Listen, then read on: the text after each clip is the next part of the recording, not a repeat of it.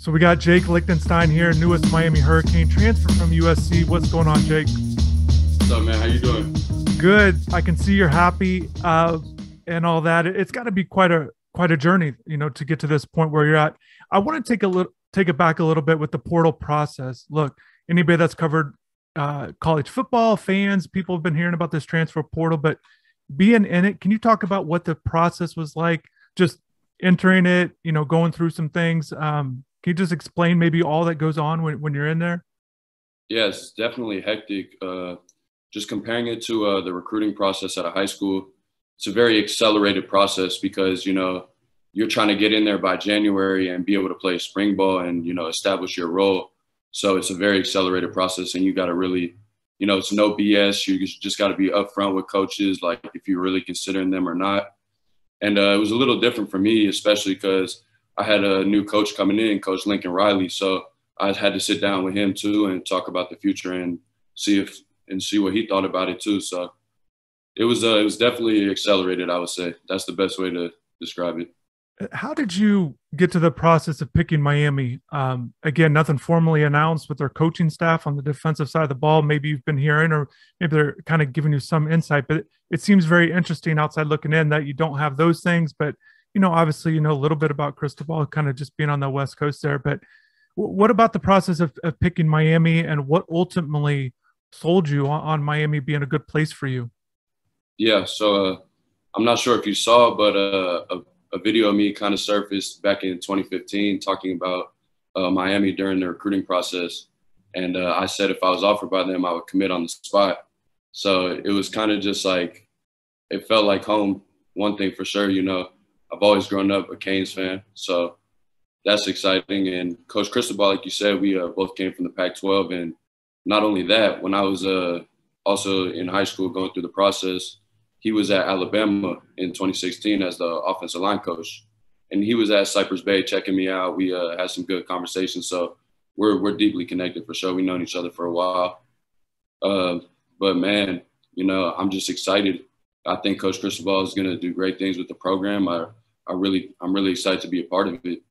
I think we can do great things. Like my boy Nesta said, trying to make the crib great again, so. Yeah, and there's a lot of guys from your area, guys you've known. I'm sure that helps, obviously, too. Kind of going back to recruiting, you touched on a little bit there. You had a bunch of Power Five conference offers. USC was obviously one of those prestigious schools. You touched on Alabama and Cristobal there as well. What was your recruitment like at that time? And then again with Miami, the involvement at all? Was there interest level? Obviously not listed as an offer, but just what was the recruiting process like for Miami on their standpoint? How much interaction did you have in high school with them? Yeah. So Miami was actually the first big time program, actually the first Division I program I was introduced to. Mark D'Onofrio was at my school recruiting. I'm not sure who he was recruiting, but my coach Guandolo, had introduced me to them, and they took a liking in me, and I developed a relationship with that staff for a few years. And then, the next staff talked to me a little bit, kind of fell off a little bit after that staff, but yeah. Miami, sorry, could you repeat the beginning of that question again? Well, yeah, I was just talking about you did have a lot of offers, so it's kind of just the recruiting process for you.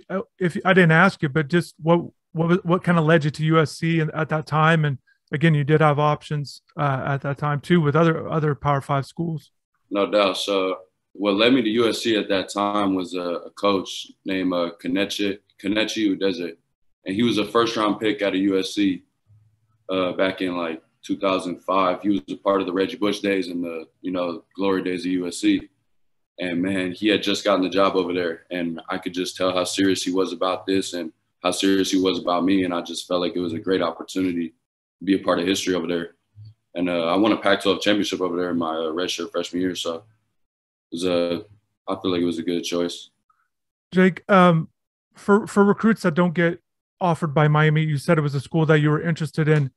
Why was it, at this point where you're like, yes, I definitely want to do this? Why not, did you feel a little slighted at the time? And how were you able to kind of put that away? Is it just a simple thing of it's a new coaching staff?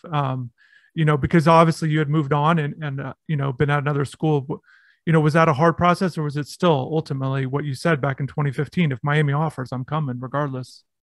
Yeah, I mean, yeah, I definitely didn't feel slighted. Like you said, it's a new coaching staff. Like I can't have past feelings for what another staff felt about me or thought about me. So, I'm just grateful that I know Coach Cristobal, and we got together through this process, and he was interested in me. And yeah, like you said, back in 2015, I always wanted to be at Miami, and I always wanted to be at Miami. So happy. Yeah, why is that? What was it about Miami growing up? And did you go to game? Can you explain like your how much of a fanfare you had in the Hurricanes kind of coming up? Yeah, not a huge fanfare, but man, there's just so much history. It's kind of like the USC of the East Coast, just like the Ray Lewis days and Ed Reed and guys like that. And you got people like Dwayne The Rock Johnson played. Like, man, there's just so much history, and I want to be a part of it. Yeah, Jake, your experience at USC, I'm sure up and down, it's got to be tough. Some of the injuries you went through and not playing, and then obviously the ups of being able to play and have a role last year. But I know the wins you wish were more than what you guys had. What was your kind of early on, just your career at USC, and was there a point that you had some doubts that you'd be able to produce at the level that you'd want to produce at because of those injuries? Yeah, absolutely. So as a freshman, I would say I wasn't ready, but I had the right mindset and the right work ethic. So I had a big role on the scout team. I was actually the scout team player of the year that year. I was co-scout team player of the year with my one of my best friends, Jay Tufele.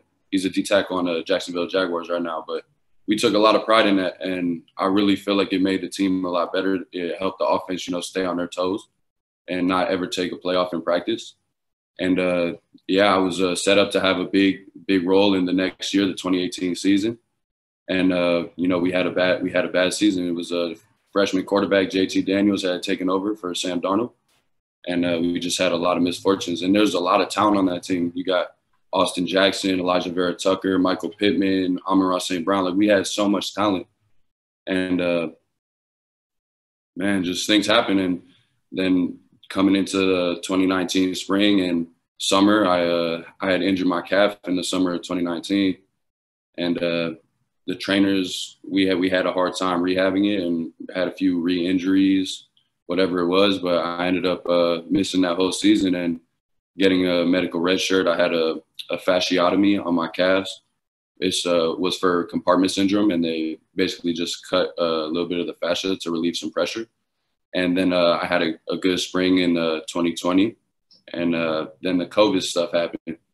And, I went home, and the Pac-12 had originally canceled their season. So there was a lot of uncertainty there. And I was finishing my degree and had an internship at the time. So I had ultimately made the decision to opt out of that season and finish both my degree and that internship. And then once I was finished, my coach had reached out to me to come back and play that season. And I missed football so much. And that was like one of the first times I was feeling healthy, like ready to go. So I was like, hell yeah, let's go.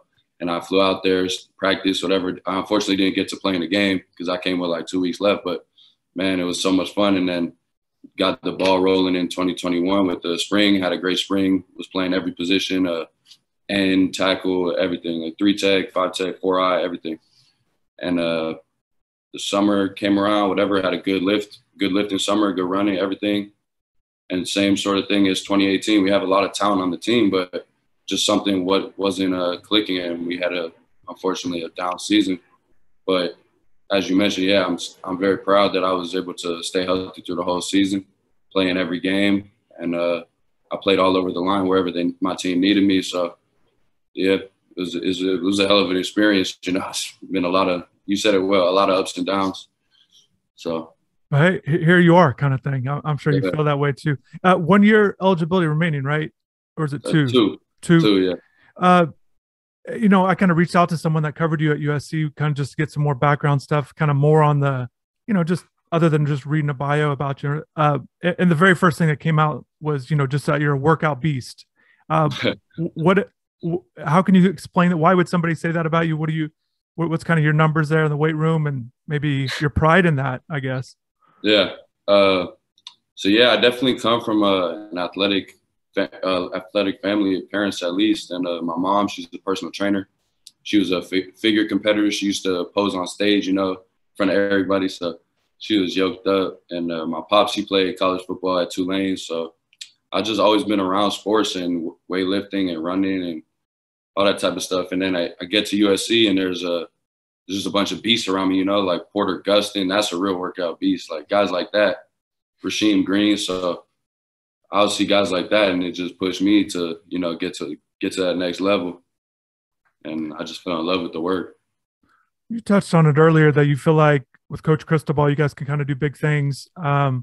What is the excitement level? If you can kind of explain about it right now. Obviously, fans are excited. There's a lot going on. Can you explain it, and also maybe your goals? You know, as you arrive, and again, position flexibility with, you know, you played inside and out. Where do they kind of see? Have they told you that? And yeah, again, maybe some of your goals as you move forward and step foot with the team there. Yes, sir. Man, well, Cristobal, he's a big time coach, and I saw Miami brought in that new AD as well. So it's clear they're making a big commitment to the football program and boosters. Miami has some of the best booster support in the country. So, you know, that's going to be big time. And what did you say also? My bad. Yeah, just your personal goals, you know, as you step foot. Yeah, I mean, you've got the experience. You've been through some stuff. Just, yeah, your goals now, you stepping foot and being a Hurricane. Yeah, so I always felt like I could play the run game extremely well. So definitely personally, I want to try to get 10 sacks this year, work on my pass rush game a lot.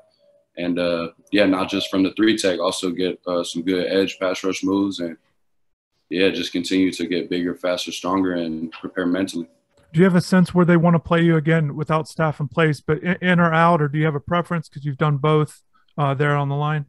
Yeah, I think they want to play me both ways, just flexible, like you said, wherever there's needed. But I would prefer, 5 technique, edge reps on like run situations, and 3-tech pass rush situations.